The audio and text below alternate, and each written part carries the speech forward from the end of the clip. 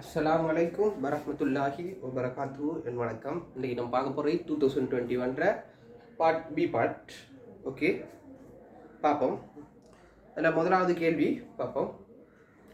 ஒரு குறித்த கம்பெனியினால் உற்பத்தி செய்யப்பட்ட ஒரு வகை ஒப்பனைப் பொருள்களின் ஒரு இருப்பிலிருந்து 2/5 பங்கானவை வர்த்தக நிலையத்திற்கும் 8/3 ஏற்றுமதிக்கும் ஒதுக்கப்பட்டுள்ளது. மொத்தத்திலேருந்து 2/5 பங்கும் வர்த்தகத்துக்கும் 8/3 ஏற்றுமதிக்கும் ஒதுக்கப்படும். சரியா?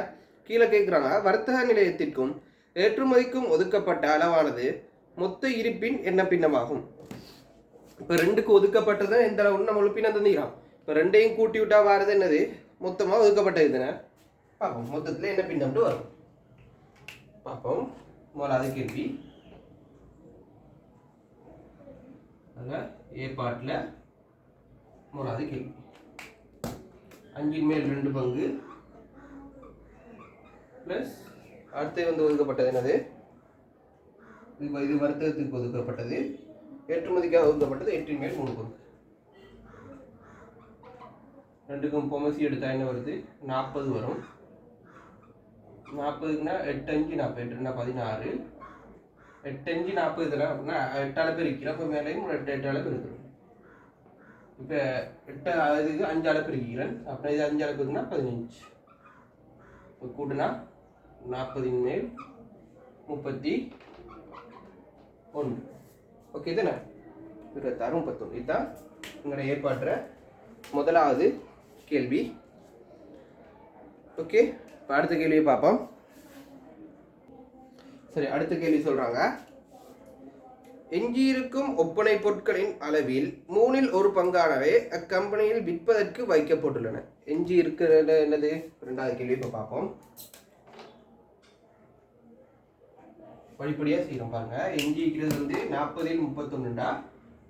40/40 தான் மொத்தம் எடுத்தா 40/31 கழிச்சா வாரது 40/9. ஓகே தானே?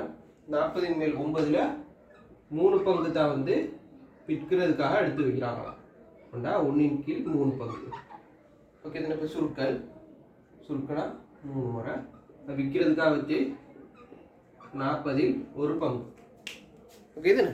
40/1 பங்கு செய்தன வைக்கப்பட்டுள்ளன. அவ்வாறு விற்பதற்கு வைக்கப்பட்டுள்ள ஒப்பனை பொருட்களின் அளவின் பெருமானம் ரூபா 6000 எனின் ஒப்பனை பொருட்களின் மொத்த இருப்பின் பெருமானம் யாது? 40/1 பங்கு 6000 சொல்லிக்கிறாங்க. இப்போ ஒப்பனை பொருட்கள் மொத்தத்தில் கேட்கிறாங்க. மொத்தம் என்னது? 40 பங்கு. 1 பங்கு 6000. இப்போ 40 பங்கு என்ன? என்னது? 40/1 தர 6000 பெருக்கிறா என்னது? 4 0 1 2 3 4 6 4 24. என்னது? 2,40,000 ரூபா. இப்போ அவங்களோட ஒப்பனை பொருட்களோட பெருமானம். ஓகே தானே?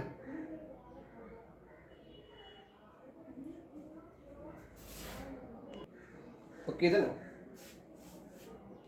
சரி இங்கே சின்ன பிள்ளை ஒன்று விட்டுட்டேன் பாருங்க. பெருக்கல்ல பிள்ளை விட்டுட்டேன். என்ன பிள்ளைண்டா இங்கே 40 பெருக்கி இங்கே 3 ஒன்று பெருக்கி அப்போ இங்கே 3 வரணும். 40/3 இங்கே 3 வரும். அப்போ இந்த 3 இந்த 6. அப்போ 40/1 பங்கு இல்லை, 40/3 பங்கு. இப்போ நான் 3 பங்கு 60,000. இப்போ 40 பங்கு பார்க்குறோம். இப்போ 2 வரும். சுருக்குனா 2. இப்போ இதில் பெருக்குனா வரப்போகிறது 80,000. சரிதானே? 80,000. இதுதான் எங்களோட 2வது கேள்வி. இப்போ அதில் பி பாட்டை பார்ப்போம்.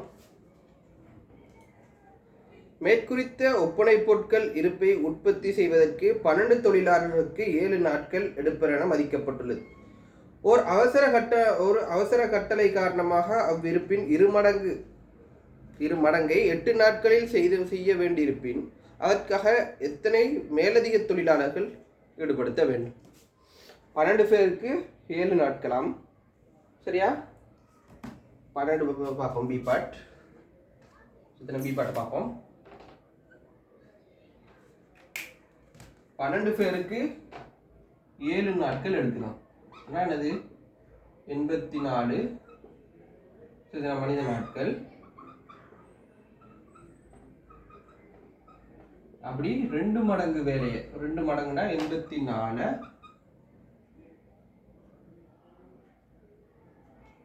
2 மடங்கு வேலை அப்படின்னா என்னது 168 மனித நாட்கள் வேலையை இவ்வளோ வேலையை 8 நாளில் செஞ்சு முடிக்கணும்னு சொல்லியிருக்காங்க. ஏன்னா இந்த வேலையில் 2 மடங்கு வேலை 168 மனித நாட்கள். 168 மனிதர் வந்த வேலையை 8 நாட்களில் முடிப்பதற்கு எத்தனை மனிதர்கள் மேலதிகமாக தேவைன்னு கேள்வி. இப்போ 168 மனித நாட்கள் தேவை. இதுக்கு நான் ஒரு ஆள் செஞ்சு முடிக்கிறேன்டா.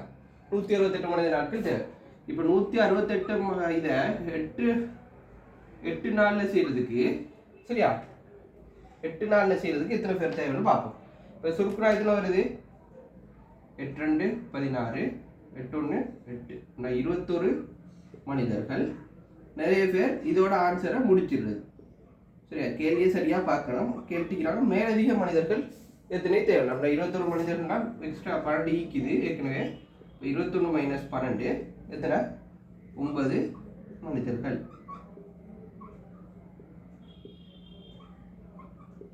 ஓகே தானே. இதுதான் எங்கட 2021 ஓவரால் பாஸ் பேப்பர் முதலாவது பாட்டி கேள்வி. அடுத்தது 2வது கேள்வியை பார்ப்போம்.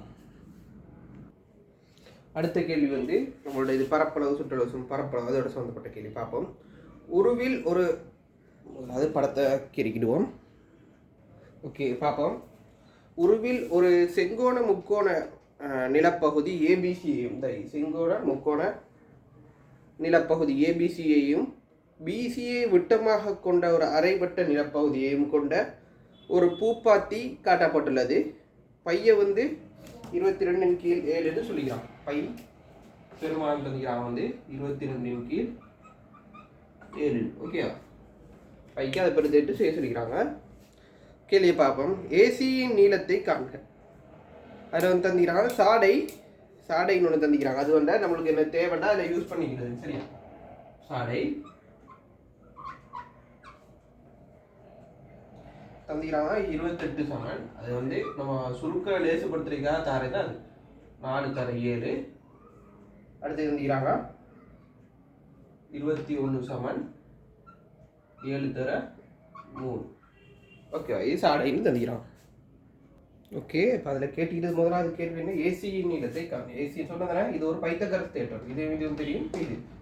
இதில் வந்து பாருங்க அவன் தந்திக்கிறான் சாடையில் தந்திக்கிறதுண்டா இதை வந்து 3 தர 7 தர 3ன்னு தந்திக்கிறான். இது வந்து 7 தர 4ன்னு தந்திக்கிறான். நான் வந்து அவன் சாடை தாரதுக்கு காரணம் இப்போ பாருங்க. சரி இப்போ பாருங்க. ஓகே இப்போ இதில் என்னென்னா 7 3ஆம் அடுக்குன்னு தந்தி இங்கே 7 4ஆம் அடுக்குன்னு தந்தி அப்படின்னா இப்போ உங்களுக்கு தெரியுங்க 3 4 வந்தால் இந்த பக்கத்தை வந்து 5ஆம் அடுக்கு தான். 3 வர்க்கம் 4 வர்க்கம் இது 5 தானே வரும். நீங்கள் பைத்தகரஸ் தேட்டர் 3 4 5 போட்டு பார்த்தா அப்படின்னா இந்த பாருங்க நான் சொல்கிற உதாரணத்துக்கு 3 வர்க்கம் 4 வர்க்கம் இல்லை எக்ஸ்ன்னு வச்சா 3 9 4 16 எக்ஸின் வர்க்கம். இப்போ 25 வர்க்கம் மூலம் என்னது 5 எக்ஸ் சமன் 5ன்னு வருது. ஓகே தானே. அப்படின்னா உதாரணத்துக்கு பாருங்க இப்போ 3 4 5 தானே வந்தீங்க. இப்போ இதை அப்படியே மடங்கு அப்படி பாருங்க 6 8 10 சரியா. அப்படி இதை 7ஆவது பெருக்கி பாருங்க 3 7 21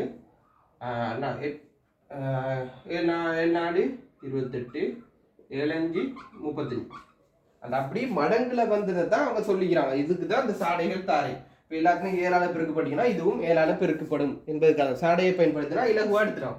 இல்லாட்டி நீங்கள் எப்படி செய்யலாம் எப்படி இன்னொரு கஷ்டப்படுத்துனா கஷ்டப்படுத்தி செய்யலாம். உதாரணத்துக்கு இப்படி எழுதுறேன் 21 வர்க்கம் ப்ளஸ் 28 வர்க்கம் சமன் எக்ஸின் வர்க்கம்னு வச்சா இதை வர்க்கப்படுத்தினா 441 வரும்.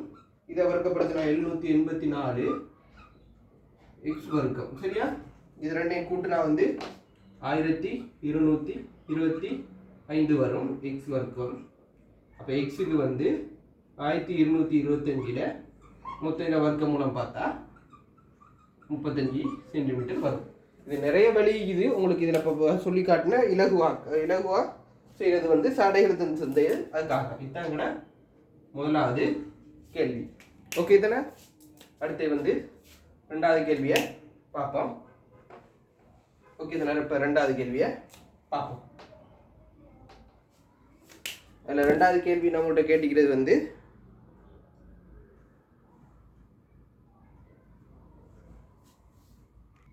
ரெண்டாவது கேள்வி சொல்கிறாங்க, முழு பூப்பாத்தியையும் சுற்றி ஒரு வேலியை அமைக்க வேண்டிய அவ்வேலியின் நீளம் அப்படின்னா இது சுற்றி வர உள்ளது. இப்போ இந்த நீளம் தெரியும், கண்டுபிடிச்சோம். இல்லை இது தந்திக்கிறாங்க தரவு. இதை கண்டுபிடிச்சோம் 35 சென்டிமீட்டர். ஓகே தானே? இதை 35 சென்டிமீட்டர்னு இப்போ கண்டுபிடிச்சோம். இப்போ வந்து இப்போ இது தெரியாது. இப்போ 28 சென்டிமீட்டர்னா ஆரை எனது சரியா மத்தியில் இந்த வரும். அதில் ஆரை 14 சென்டிமீட்டர். இது வந்து ஒரு முழு வட்டத்தை காண்றதுக்குள்ள சமன்பாடு 2πr. பரிதியில சுற்றளவு காண்றோம். இது அரை வட்டம் தானே அப்படின்னா ½ 2πr. சரிதானே? இதில் பிரதியிரன் 2 தர 22/7 தர 14 தர அரை. இந்த அரை மறையும் கேன்சல், இது 2 கேன்சல், 2 44 சென்டிமீட்டர். இது என்னத்துக்குள்ள இந்த 44 சென்டிமீட்டர் இந்த இது சுற்றி வரவுள்ள பரிதி. இப்போ வந்து நம்ம இப்போ சுற்றளவு காண போகிறோம். 35 21 44. சரிதானே? 35 சென்டிமீட்டர் 21 சென்டிமீட்டர் ப்ளஸ் 44 சென்டிமீட்டர். இப்போ மூணையும் கூட்டினா ஆன்சர் வரும். 4 1 5 5 2 10 0 1 மிச்சம் 4 2 6 3 7 இப்போ 8. சரிதானே? சரி இப்போ கூட்டினே சின்ன படிச்சு பாருங்க. 4 1 5 5 2 10 0 1 மிச்சம் 4 2 6 6 3 9 1 பேலன்ஸ் வச்சோம் 10. சாரி 8 வராது மாறி சொல்லிட்டேன். 10 100 சென்டிமீட்டர். இதுதான் எங்கட ரெண்டாவது கேள்வி. இப்போ மூணாவது கேள்வியை பார்ப்போம். மூணாவது கேள்வி எங்கிட்ட சொல்றாங்க வந்து அரைவட்ட பகுதியின் பரப்பளவை காண்க. அரைவட்ட பகுதியின் பரப்பளவை காண்க. இதுதான் அரைவட்ட பகுதி. இதை பரப்பளவு கிடைக்கிறோம்.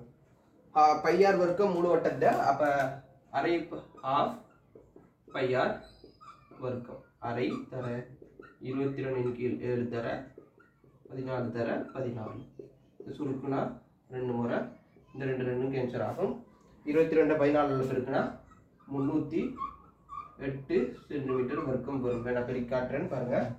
22 14 4 2 8 8 1 2 2 1 2 2 கூட்டுறா 8 8 2 10 0 மிச்சம் 308 சென்டிமீட்டர் வர்க்கம். இதுதான் ஆன்சர் எங்களோட மூணாவது கேள்வி. ஓகே தானே? இப்போ அடுத்தது வந்து பார்ப்போம் எங்களோட அதில் நாலாவது கேள்வி. இப்போ பார்ப்போம்.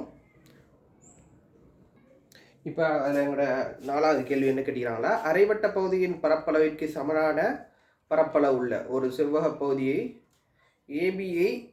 ஏபியை ஒரு பக்கமாக கொண்டு இதை ஒரு பக்கமாக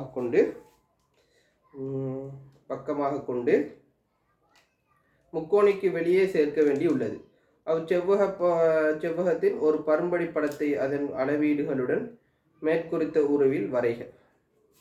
ஓகேவா? அதில் படம் தான் கீழ் காட்ட சொல்லிக்கிறாங்க, வேற ஒன்றும் இல்லை. படத்துக்கு இருனா ஓகே. இப்போ வந்து இதுல இருந்து இப்படி ஒரு இதே அளவு பரப்பளவு உள்ள இதை பக்கமாக கொண்ட இப்படி ஒரு செவ்வகத்தை இணைக்கலாம். சரியா? இப்போ வந்து 21 சென்டிமீட்டர். இப்போ இதில் பரப்பு என்ன 308. ஏற்கனவே கண்ட இதில் பரப்பு தான் இதுக்கு இங்கே 308 சென்டிமீட்டர் வர்க்கம். அப்படின்னா இப்போ இது இது கோணி போகுது.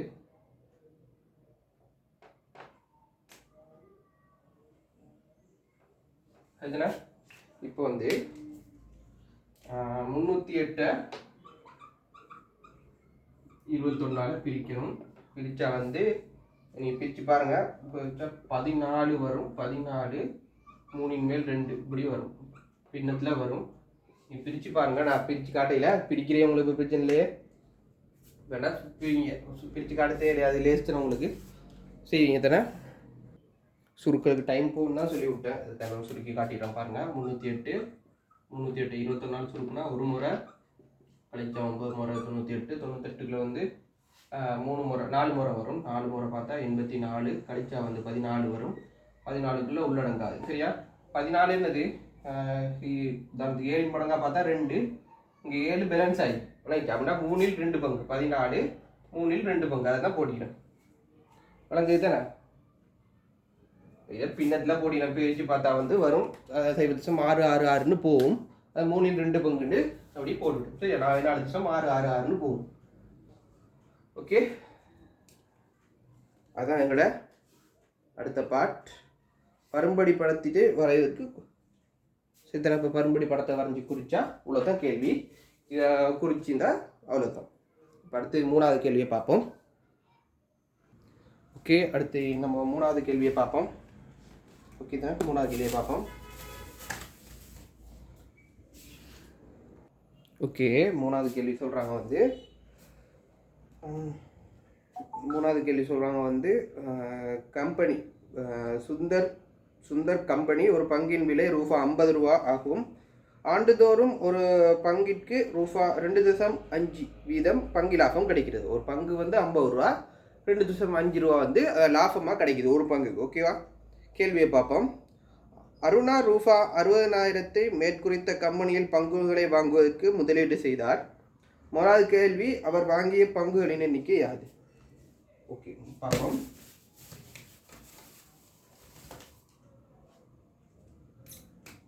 மூணாவது கேள்வி, அதில் முதலாவது கேள்வி 60,000 ரூபா பங்கிட விலை.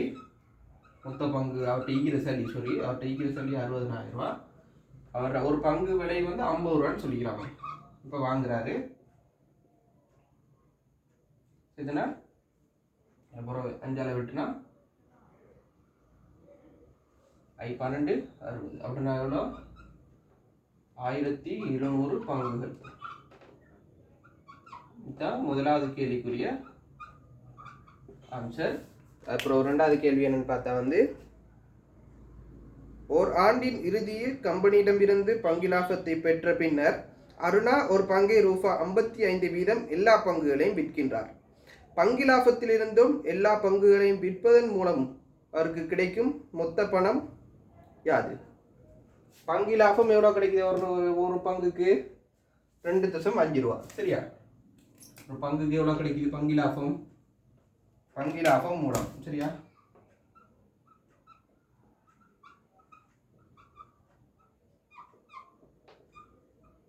பங்கு லாபம் மூலம் அவருக்கு கிடைக்கிறது வந்து 2.5 ரூபான்னு சொல்லி தானே தர 1200.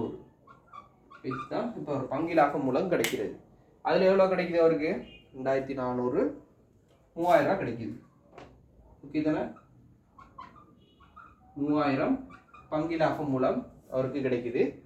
அதுக்கப்புறம் வந்து பங்குகளை விற்கிறார். பங்குகளை ஒரு 1200 பங்குகளையும் 55 ரூபாய்க்கு விற்கிறார். அப்போ பங்குகளை விற்பதன் மூலம் மொத்த பணம் தான் கிடைக்கும், லாபத்தை கேட்கல. விற்பதன் மூலம் எவ்வளோ? 1200 பங்க 55 ரூபாய்க்கு விற்கிறார். ஓகே தானே? ஓகே, இப்போ பார்ப்போம். 1200 தர 55 இதுனா I0 0 I0 0 I2 10 0 எழுதி மிச்சம் I5 6 I0 0 I0 0 I2 10 0 எழுதி மிச்சம் I5 6 ஒன்று கூட்டினானது 66,000 ரூபா வருது. ஓகே தானே? 66,000 ரூபா இப்போ வந்து அவருக்கு கிடைக்கிற தொகை. சரி தானே? இதில் கிடைக்கிறது வந்து ரூபா 66,000. மொத்தம் வந்து ஏற்கனவே ஒரு 3000 கிடைச்சிக்கு. மொத்தம் 66,000 + 3000 ரூபா. அப்போ ஒரு மொத்தமாக கிடைச்சது எவ்வளோ? 69,000 ரூபா வந்து கிடைச்சி. இதுதான் எங்களோட 2வது கேள்வி. ஓகே தானே? முதலாவது வந்து ஒரு பங்கு லாபம், அப்புறம் எல்லா பங்குகளையும் விற்றதன் மூலம் கிடைச்ச சொல்ல 69,000. அடுத்தது 3வது கேள்வியை பார்ப்போம். 3வது கேள்வி சொல்றாங்க, அருணா தமக்கு கிடைத்த மொத்த பணத்தையும் ஒரு ஆண்டிற்கு ஒரு வங்கியில் வைப்பு செய்கின்றார்.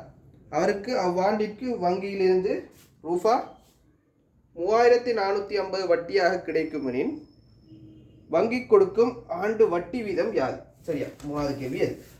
மூணாவது கேள்வியை பார்ப்போம். மற்ற மொத்தம் ஆகிற தொகை எவ்வளோ? மொத்தம் ஆகிறது 69,000. 69,000க்கு எவ்வளோ வட்டி கொடுக்குறாங்களா? 3450 ரூபா. 3450 ரூபாய் கொடுக்குறாங்க அப்படின்னா வந்து அது 100 வீதத்துக்கு எவ்வளோன்னு பார்த்தா தான் அது வட்டி. 69,000ல் 3450 ரூபா எத்தனை வீதம்னு பார்த்தா எத்தனை வட்டி ஆகி போகுது பார்ப்போம்.